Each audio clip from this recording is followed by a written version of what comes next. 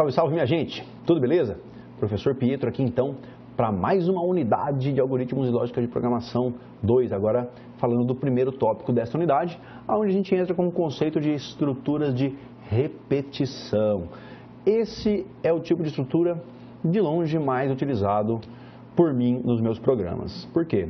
Porque geralmente a gente cria programa para automatizar a nossa vida, para facilitar a nossa vida, para identificar padrões, para resolver problemas numéricos, digamos assim, ou científicos, ou acadêmicos, ou comerciais, que lidam com bases de dados enormes. E para isso, geralmente, a gente vai ter que repetir várias operaçõezinhas.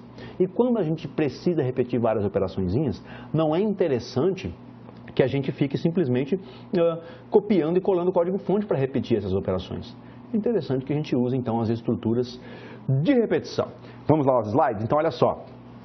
Os computadores, como eu já disse para vocês, são muito eficientes em realizar tarefas repetitivas. Imagine o seguinte problema: imprimir aguarde na tela por 100 vezes. Você está num programinha lá que está fazendo um processamento e você precisa que o usuário tenha algum feedback enquanto o processamento é feito. Porque se a máquina fica lá toda congelada e a gente não vê o que está acontecendo, a gente acha que travou o programa. Então é para imprimir aguarde 100 vezes na tela, beleza? Essa é a ideia desse problema aqui.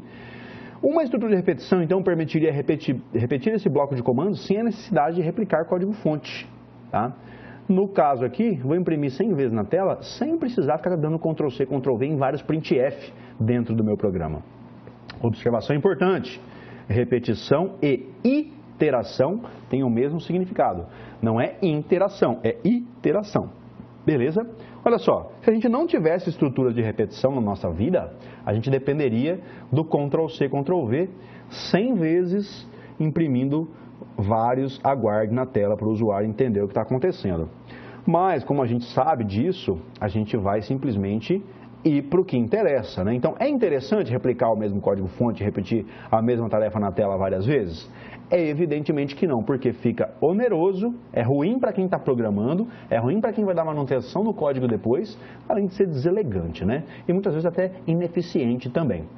Então, olha só, o exemplo anterior, ele utilizaria a função printf 100 vezes em sequência. A gente não precisa ficar preso a isso. Por quê? Porque existem comandos que permitem que a máquina execute tarefas repetitivas sem a necessidade de replicar código-fonte. E aí a gente vai usar então esses comandos que são as estruturas de repetição, beleza? Estruturas de repetição também conhecidas como laços ou loops.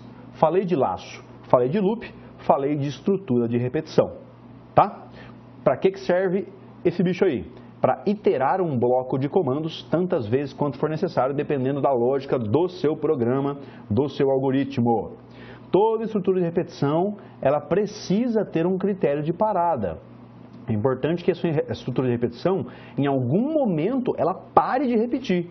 Porque se ela não parar de repetir, se ela não tiver um critério de parada bem elaborado, a gente entra no caso do loop infinito, que é aquela situação que, aí sim, o programa travou e não está conseguindo sair do lugar. Maravilha?